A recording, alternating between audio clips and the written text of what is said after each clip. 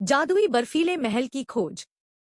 बर्फीले पहाड़ों के बीच बसे गांव चांदपुर में ठंडी हवा में भी एक गर्माहट थी। लोग हर रात अपनी खिड़कियों से बर्फ में चमकते सितारों की तरह दमकते जादुई महल को देखा करते थे, जो बर्फ के बादलों के बीच कभी कभी प्रकट होता था। यह महल सिर्फ एक कहानी नहीं था, यह उन लोगों के लिए एक रहस्य था जो साहसिक खोज के सपने देखते थे।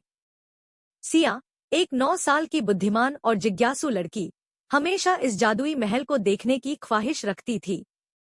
एक सर्द सुबह, जब पूरी दुनिया बर्फ में लिपटी हुई थी, सिया ने फैसला किया कि वह इस रहस्यमय महल की खोज पर जाएगी। उसने अपनी दोस्त टिम्मी को, जो एक नटखट सफेद खरगोश था, और अपनी जादुई पेंटिंग ब्रश को साथ लिया। इस पेंटिंग ब्रश में अद्भुत शक्ति थी। सिया जो भी पेंट करती, वह असल में बदल जाता था। सिया और टिम्मी ने अपने सफर की शुरुआत की। सबसे पहले उन्हें हंसती बर्फीली घाटी पार करनी पड़ी। वहां की बर्फ हंसते हुए गूंजती थी और खिलखिलाती आवाज में पहेलियां पूछती थी। सिया ने अपनी चतुराई से सभी पहेलियों को हल किया, और घाटी ने उसे एक बर्फ का सुनहरा चाबी इनाम में दिया। यह चाबी ही महल के रहस्यों को खोलने वाली थी। आगे बढ़ते हुए वे नीले बर्फ के जंगल में पहुंचे, जहां बर्फीले पेड़ जिंदा थे और अपनी टहनियों से रास्ता रोकते थे। सिया ने अपनी जादुई ब्रश से एक विशाल सूरज पेंट किया, और उसकी गर्मी से पेड़ों ने रास्ता दे दिया। टिम्मी ने खुशी में छलांग लगाई, और वे दोनों महल की ओर बढ़ गए।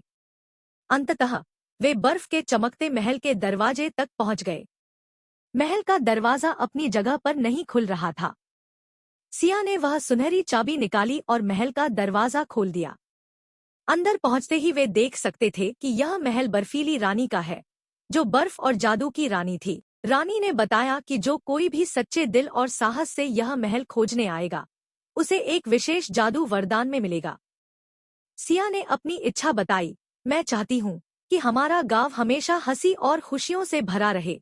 बर्फीली रानी मुस्कुराई और अपनी जादुई छड़ी से पूरे गांव को एक बर्फीली परियों की कहानी में बदल दिया, जहां हर दिन खुशियों की बरसात होती थी। सिया और टिम्मी ने अपने साहसिक मिशन को पूरा कर लिया, और अब वे गांव में खुशी और रोमांच की कहानियां सुनाते रहे। जादू सिर्फ बर्फ में ही नहीं, बल्कि उनकी हिम्मत और दोस्ती में भी था। धन्यवाद।